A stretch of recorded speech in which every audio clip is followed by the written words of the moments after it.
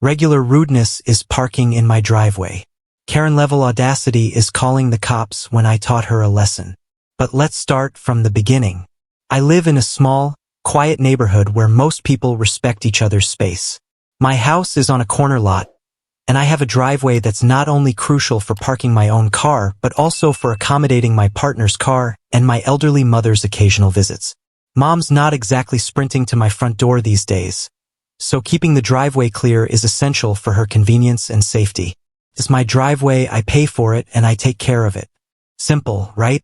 And this is where I'd like to introduce you to Karen. Karen is my next-door neighbor. Well, technically, she's across the street, but the distance doesn't stop her from treating my driveway like her personal parking lot. She's in her mid-40s, perpetually clad in yoga pants that have never seen a yoga mat, and her primary weapon is a combination of a condescending tone and that smug, self-righteous smirk. If you're imagining her with a messy blonde bob and a venti iced coffee permanently attached to her hand, you're not far off. At first, I thought her parking in my driveway was an honest mistake. It started a few weeks ago when I came home to find her car. A shiny white SUV that screams, "I can park wherever I want because I have leather seats," blocking my driveway. I sighed, knocked on her door, and asked her politely to move. She apologized with one of those half-hearted, sing-song, "Oh, sorry," responses and moved her car. Problem solved, right? Wrong. A few days later, it happened again, and again, and again. By the third time, I was starting to feel like a character in a bad sitcom. I'd come home after work, find her car smack dab in my driveway, and have to trek over to her house to ask her to move it. The second time, she tried the "oh, I was only going to be a minute" excuse, even though her car had been there long enough to accumulate a layer of leaves. By the fourth time, her tone shifted from apologetic to outright dismissive. "Oh, come on. It's not like you're using it all the time," she said, waving me off like I was a pesky mosquito buzzing around her frappuccino. "It's just so much more convenient for me to park here when I'm unloading groceries." Groceries? Karen, the Trader Joe's is a 5-minute drive away, and I'm pretty sure you haven't cooked a meal since the Bush administration. Naturally, I started documenting these incidents because my patience was wearing thin. I snapped pictures of her car in my driveway, complete with timestamps. I even kept a little notebook where I jotted down the dates and times of each offense. Yes, I was becoming that person, but Karen left me no choice. When I tried reasoning with her again, she upped the entitlement. "This isn't really your driveway, you know?" she declared one afternoon, arms crossed and sunglasses perched on her head like a tiara. "It's part of the easement." I stared at her, genuinely dumbfounded. "Karen, the easement is the strip of grass between the sidewalk and the curb. The driveway is on my property." "Well, that's your opinion," she said, flouncing back to her car. The tipping point came one Saturday morning. My mom was visiting, and I'd cleared the driveway so she could park safely and avoid navigating the uneven sidewalk. I stepped inside for a cup of coffee, only to hear my mom shouting from outside, "Who the heck is this woman?" I ran outside to find Karen's SUV parked behind my mom's car, effectively blocking her in. Karen was standing there, gesturing wildly, arguing with my mom about why she needed the driveway for an emergency errand. "Emergency?" I asked, stepping into the fray. "I need to pick up cupcakes for my daughter's soccer team," Karen said, as if that was the kind of crisis FEMA should be handling. "Karen, you're blocking my elderly mom in my driveway. Move your car. Now." She rolled her eyes so hard I'm surprised she didn't pull a muscle. "You're being so dramatic. I'll only be 5 minutes.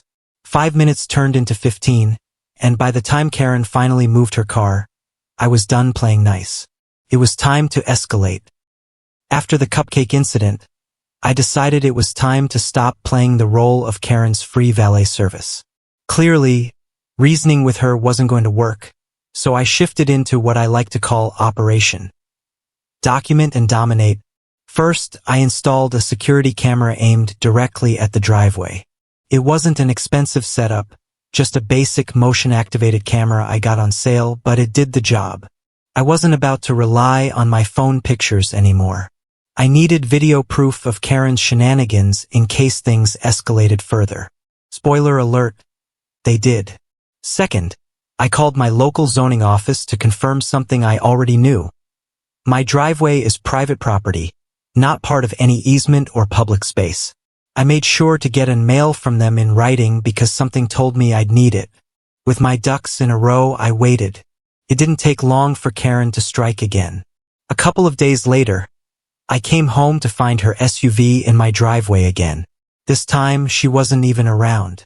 I knocked on her door, but there was no answer. Fantastic. I was stuck staring at her car, blocking my driveway, while I had groceries melting in the trunk. Fine. Two can play this game. I parked my car directly behind her SUV, trapping it in the driveway.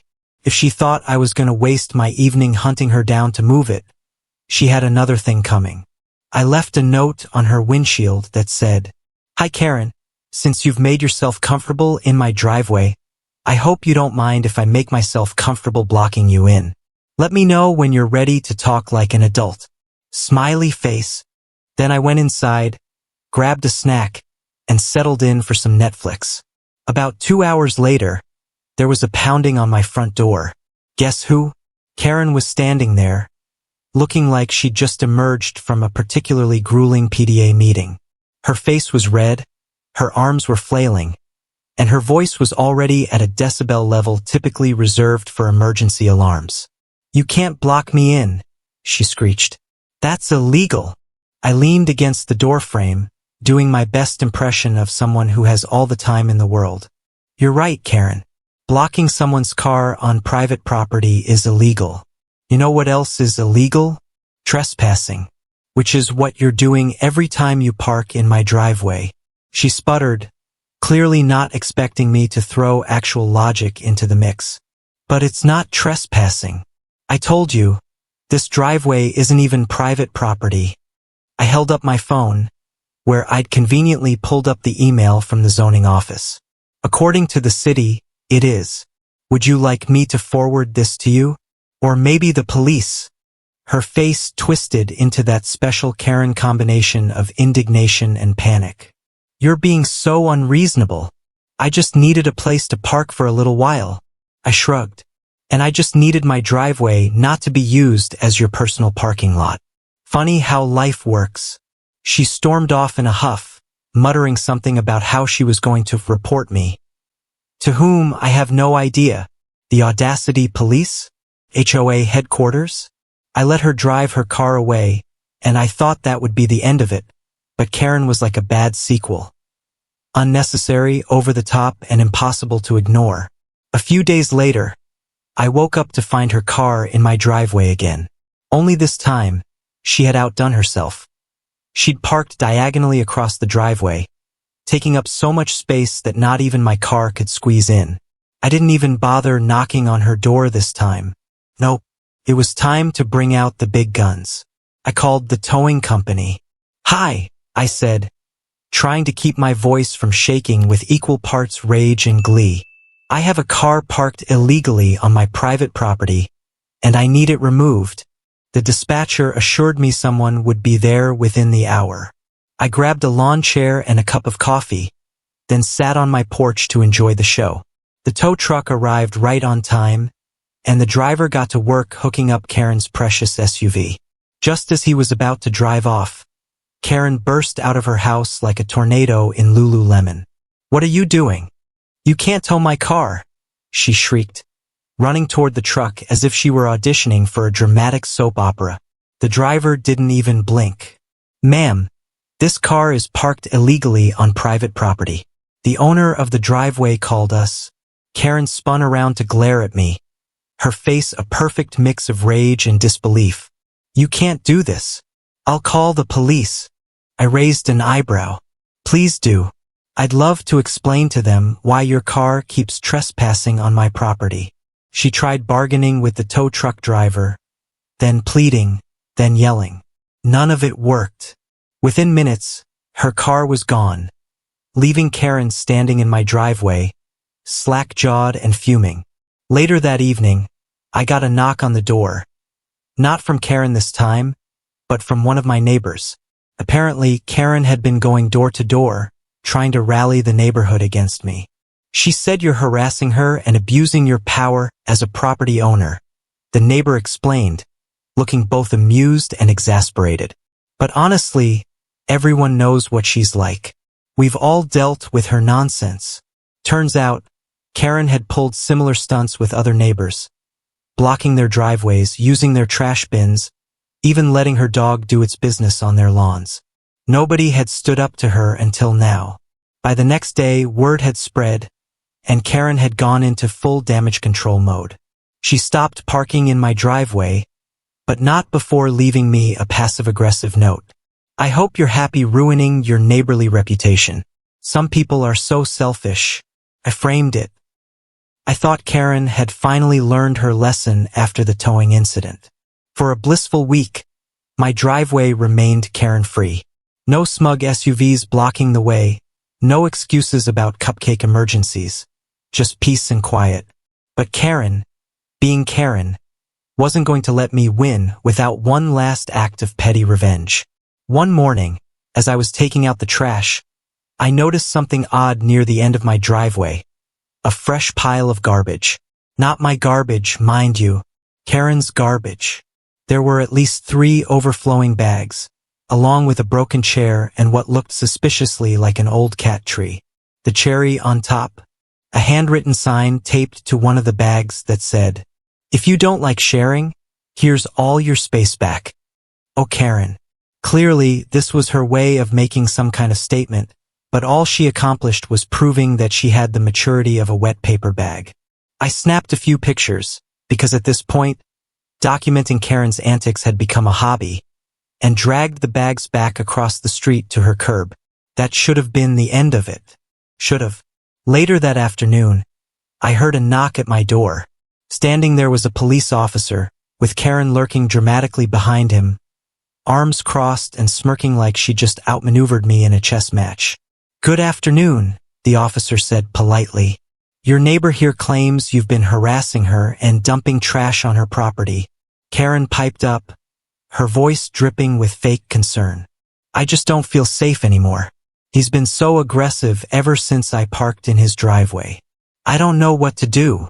She even threw in a sniffle for good measure. Luckily, I was ready for this nonsense. I smiled at the officer and said, "I'm so glad you're here. Let me show you something." I pulled out my phone and opened my gallery, which was basically a Karen Chronicles highlight reel at this point. I showed him the pictures of her car parked in my driveway, the timestamps proving how often it happened, and the video from my security camera of her dumping the trash. Karen's face went from smug to panicked in record time. I was just trying to make a point," she stammered. "He's been so rude to me." The officer held up a hand. "Ma'am, I see no evidence of harassment here. But dumping trash on someone else's property? That's illegal." He turned to me. "Would you like to press charges for trespassing and illegal dumping?" Karen's jaw dropped. "You can't be serious. I didn't mean any harm." "Karen," I said, doing my best to keep a straight face, "I think the officer just wants to make sure we're both following the law. Isn't that what you wanted?" She sputtered some unintelligible excuse, but the officer wasn't having it. He told her to clean up her trash immediately and warned her that if she ever trespassed on my property again, she'd be facing a fine or worse. After the officer left, Karen sulked back to her house, but not before shooting me one last death glare. I gave her a cheerful wave and said, "Thanks for stopping by." That was the last time Karen tried anything directly. Oh, she still gave me the occasional dirty look, and I'd sometimes catch her muttering to herself when she walked by my house. But her days of parking in my driveway and dumping trash were over. As a bonus, word of Karen's antics spread through the neighborhood like wildfire. The other neighbors, who had already been fed up with her entitled behavior, took it as a green light to start pushing back. The couple next door stopped letting her dog roam onto their lawn. Another neighbor told me they'd started keeping their trash bins locked, because Karen had been using them for her overflow garbage. It was like the entire street had finally decided they'd had enough. Karen, it seemed, had officially lost her queen bee status. One day, a few weeks after the incident, I noticed a moving truck parked in front of Karen's house. At first, I thought she was just doing some redecorating. But no, she was moving out.